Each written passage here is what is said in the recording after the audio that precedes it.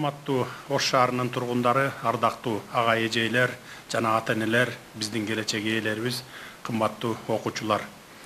Ордолуу Ош шаарына келип, май майрамдары менен катар жакшынакай саамалыкка күбө болуп жатканыма абдан кубанычтамын. Айрыкча Кыргызстаныбыздын келечеги болгон жаш муундардын татыктуу билим алуусуна салым кошо турган жагымдуу жагдайлар мени абдан кубандырат. Бүгүн биз мына ошондой жакшы саамалыктардын бирине белгилүү саясий жана мамлекеттик ишмер Исхак Разаков атабыздын атын алып жүргөн мектептин жаңы имаратынын ачылышына күбө болуп турабыз. Ошондой эле айта кетчү жагдай мынакей салтка айланып калды. Разаков мектеби менен катар жалпы өлкө боюнча курулуш аяктаган 9 мектепти, 2 бала бакчаны онлайн ачканы турабыз. Андыктан Ош шаарынын тургундары менен кошо ошол жерлерде билим уясынын ачылышын күтүп жаткан жалпы мекендештерибизди окутуунун жаңы технологиялар менен жабдылган, жаркырап көз жоосун алган жаңы имараттарынын салтанаттуу ачылышы менен чын дилимден куттуктаймын.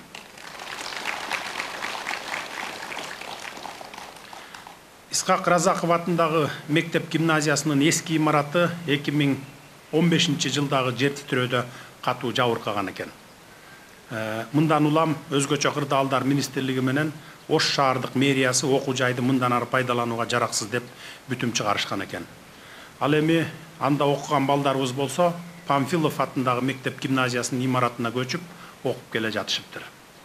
Исхак Разаков атындагы мектеп гимназиясынын жаңы имаратынын курулушу ошол жылдары эле башталып, бирок токтоп калган экен.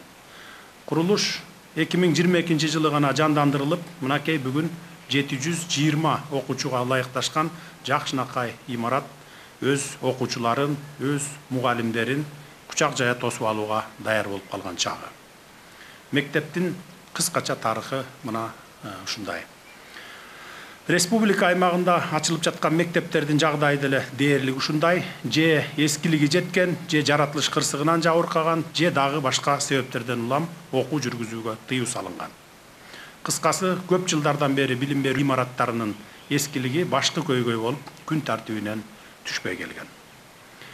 Урматтуу мекендештер, өзүңүздөр билесиздер, биз акыркы жылдары балдарыбыздын билим сапатын жакшыртуу үчүн күн тартибинде турган билим уяларынын көйгөйүн чечүүгө ыкчам киришип, мектеп имараттарынын курулушун масштабтуу түрдө колго алып баштаганбыз. Акыркы 3 жылдын ичинде 315 мектеп жана 69 бала бакча салынды.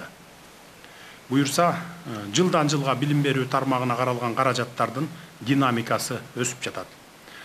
Азыркы учурда сапаттуу билим берүү бул туруктуу өнүктүрүүнүн эң ишенимдүү пайдалуу болуп, жаштардын жаркын келечегине жол ачууда.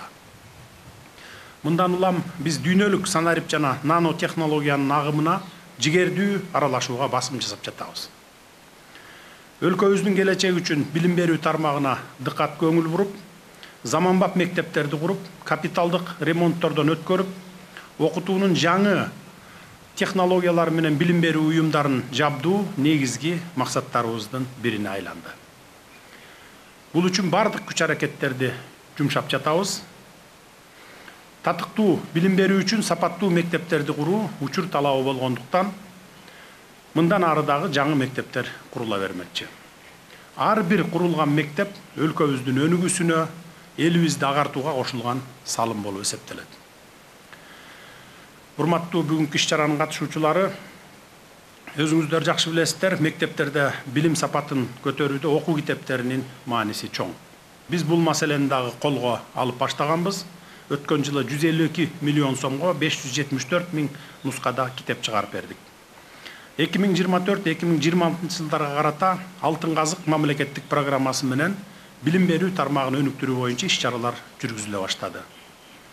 Эң алдыңкы басма үйлөрү Кембридж, Маршалл, Кавендиш менен сүйлөшүүлөр жүргүзүлүп, мектептердин бардыгы сапаттуу жана жеткиликтүү китептери менен камсыз кылынат. Жүргүзүлгөн талдоолорго ылайык балдарыбыздын сапаттуу билим алып чыгуусунда мектеп, китеп жана башка көйгөйлөрдөн сырткары билим берүүнүн ыкмаларын өзгөртүү дагы башкы маселе экени аныкталды. Билим берүүнүн сапатын арттырууда олуттуу маселе бул окутуу программасында болуп жатат. Чындыгында эле бизде окутуу программалары маалыматтык коммуникациялык технологиялар, жасалма интеллект өнүгүп жаткан шартта заман талабына канчалык жооп берет деген суроо туулат. Мен тармактык министрликтин алдына катуу тапшырма коюп, бул багытта тыкыр иш алып баруу зарылдыгын айттым. Мектептерде билим берүүгө байланыштуу иш-чаралардын көпчүлүгүндө урматтуу ата-энелерге кайрылып өтүнүп жүрөмүн. Кыргызстандын келечеги билимдүү жаштардын колунда. Билимдүү жаштар бул сиздердин, биздин баарыбыздын балдарыбыз.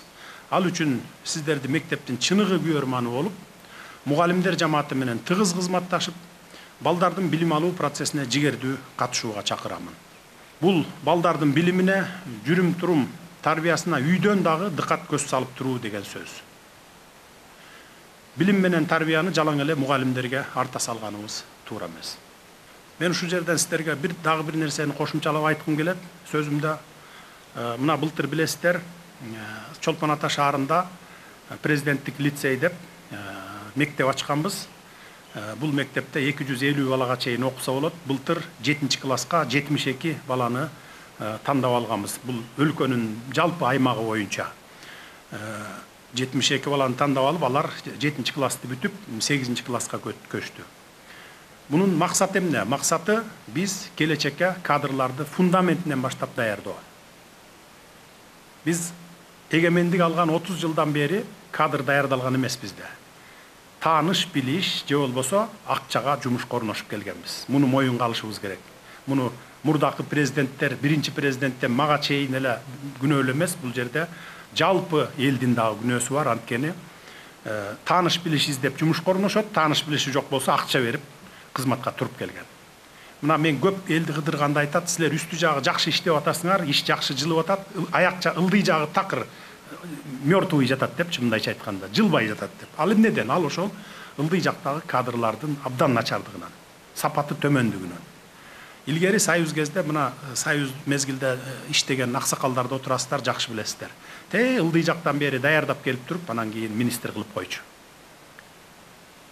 Bizde ушул акыркы 30 жылда таанышыңды, тууганыңды министр кылып келгенсиң, досуңду министр кылып келгенсиң. Ал тарталабы, тарталбайбы ал кызматтан караган эмеспиз. Бул эң туура эмес болгон, ошон үчүн биз абдан өнүгө албай, алдыга жыла албай аткан мамлекеттин катарында болчубуз. Эмне кылыш керек? Ошон үчүн кадрды фундаменттен даярдаш үчүн ушул мектепти ачтык. Бул мектептин максаты кандай болот? Бул мектепти бүтүп чыккан балдарды вуздарга жиберип туруп, анан вузду бүтүп келгенден кийин, ийгиликтүү бүтүп келгенден кийин бир дагы баланы, кызды талага таштабай, жөнөкөй специалисттен баштап, адистиктен баштап, министрликке чейин, керек болсо президент, премьерлер келечекте ушулардын арасынан чыгыш керек. Анткени булар өлкө боюнча тандалып алынат дагы эң кыйын окуган, эң мындай зирек балдар болот да. Мен өзүм ошо 72-син тең барып, анда-санда барып кыдырып карап жүрөм. Ушу 25-майда дагы барам, ата-энелери менен да жолугамын.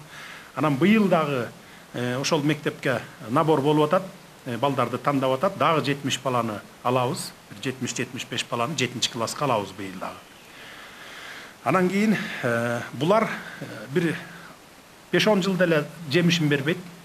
Албетте булар бүтүп чыгып, вузду бүтүп келгенче эле бир 7-8-10 жылды талап кылат. Андан кийин бир 15-20 жылдан кийин барып анан булар жемишин бере баштайт. Ошондо дагы дароо эле бардык тармакка жетишпейт да булар. 30-40 жылдан кийин анан булар баягы 22-нчи кылымдын кадрлары болуп чыгышат. Мына ошондо биз ылдый жагынан баштап төбөсүнө чейин бүт кадрларды оңдогон болобуз. Бул иш-чараны менден кийин ким президент болуп келбесин, улап кетиш керек. Баягы көзөмөлгө алып, тыкыр көзөмөлгө алып туруп, бүткөндөн кийин вуздарга жиберип, ийгиликтүү бүтүп келгенден кийин бирөөнү да талага таштабай, же болбосо чет өлкөгө кетип калбай, бул кадр болуп кириш керек да.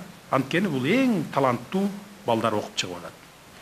Анан баягы бизде дагы деле кыргызчылык бар, мугалимдерден суранып, ошо тандоо комиссиясынан суранып барып, суранып аткандар бар. Менин кызымды өткөрүп койгулачы, менин кызымды алып койгулачы, баламды алып койгулачы деп. Андай болбойт. Анткени таланты болбосо, билими абдан жакшы болбосо, ошо жерде окуганда эле башка балдарга салыштырмалуу мугалимдер билип коет аны. Биз да көрүп турабыз. Анан жөн эле уят болушат. Ошон үчүн тааныш билиштик кылбай, эң мыкты окуган балдар, кыздарды жиберсеңер болот. Мен азыр самолетте келатып карадым, Ош, Жалал Абад, Баткенден көп экен. Көпчүлүктү түзөт экен. Демек, бул тарапта мугалимдер күчтүү. Жакшы билим берет балдарга, кыздарга. Биз ушул bilimge, gelecektин kadrlarına basım жасабасак, 22-ci кылымда biz таптакыр артта калып калабыз да, жетпей калабыз. Ошон үчүн азыртадан biz алдын ала ойлоп, bir күндүк менен, bir жылдык жашоо менен жашабай, 30-40 жыл, 50 жылдан кийин кандай болот мамлекетибиз, мына ошону ойлонушубуз керек. Эми урматтуу агайын туугандар, агай эжейлер, кымбаттуу окуучулар, Исхак Разаков атындагы мектептин жаңы имаратынын, ошондой эле жалпы өлкө боюнча мектептердин, бала бакчалардын ачылышы менен баарыңыздарды дагы бир жолу куттуктаймын. Жаңы ишке берилип жаткан имараттар ак жолтой болуп, миңдеген жаш муундарга татыктуу тарбия, терең билим берген алдыңкы билим уяларына айлансын. Кыргызстандын жаркын келечеги болгон жаш муундарыбыздын өсүп чыгышына салым кошолу деп тынбай эмгектенип, мектеп курулуштарын ыкчам жана сапаттуу бүтүргөн курулушчуларыбызга дагы ыраазычылык билдире кетейин. Жаңы курулган окуу жайларынан Жусуп Абдрахманов, Касым Тыныстанов, Исхак Разаков, Султан Ибраимов, Абсамат Масалиев сынду Кыргызстандын чыныгы мекенчил атуулдары чыгат деп көптөн көп үмүт артамын. Ачылып жаткан билим уяларынын жолдору байсалдуу болсун. Мамлекетибизге кызмат кылсын. Уруксат, ача бериңиздер.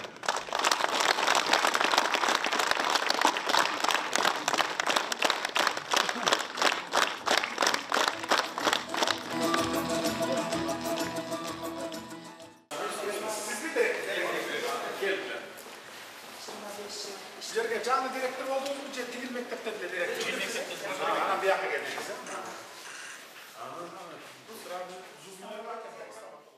Allah'ın bol bordo karalığına gidelim. Şu kanallarında stamakta olduk. Mektep'in dara gelin. İşte başlık bol konuş şey. İyi gidelim. Ne topçular ya?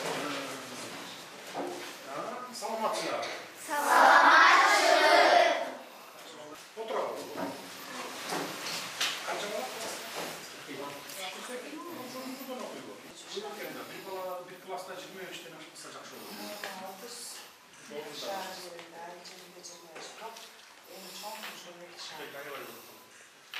Tek olan bir momentte okutuş kıyınele oldu. Çok şok oldu, makul mu?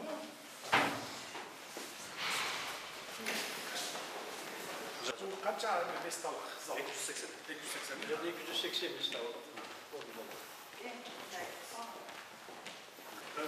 İsmiyle geliniz orada. Bazı. İnformatika ders. Otur. İşte öyle. İnformatika mı var mı? Жөнүндө маалымат берип атам. Сызматтарды келгенди аларды азыр сайтта GPT сайтына чатботунан маалымат издеп атат ошол боюнча. Як китепкана келдер. Саламатсызбы.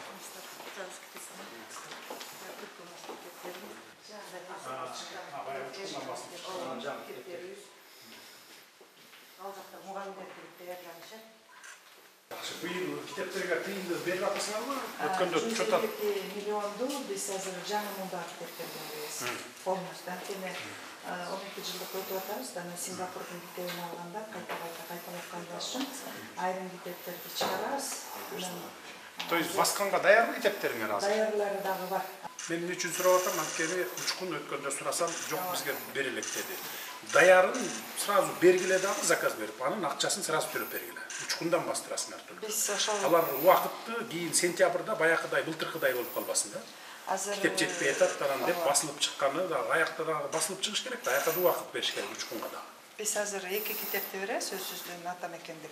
Абдан сонун болуп турду. Ардагыдай эле мектеп болуп турду.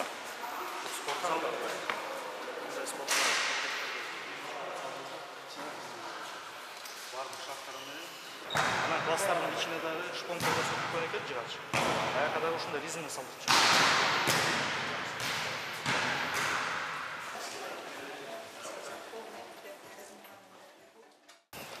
Кут болсун мектебиңер. Жакшы, абдан чоң мектеп болгон экен. Бүт бар ичинде өлкө таза кармап, таза урунуп дегендей. Мектептин мугалимдери, айрыкча директор. Ушундай көтөрүп атасыз. Илимин көтөрүп атасыз. Жаштарыбыздын келечегин көтөрүп атасыз. Рахмат. Эмне маселеңер бар? Чарбалык маселелер боюнча жокпу? Aman bolun, işiniz iyilik olsun, el yurtumuzda tınçılık olsun. zamanımız жақсы оңалып келейтеді да улана берсін балам. Рахмат. Тынччылык болсо эле баардыгы жылдан жылга экономикабыз да көтөрүлүп кете берет. Мондай мектептердин жүздөгөнүн салабыз. Тынччылык эле болуп турса болду.